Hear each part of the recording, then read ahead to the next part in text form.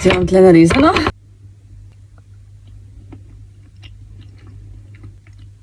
Veš, da nima okusa. What? To res nima okusa. Čist mal ga ima. Čist mal. Jo bom dala sem, jaz to furada takole s testeninami jem. Ta video sem že drugač, ko sem imela te testenine pokazala. Pa navaden sir.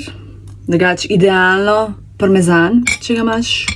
Ok, zdaj se bolj vidimo, ne? Pa še oljček. Ja, veliko rabim.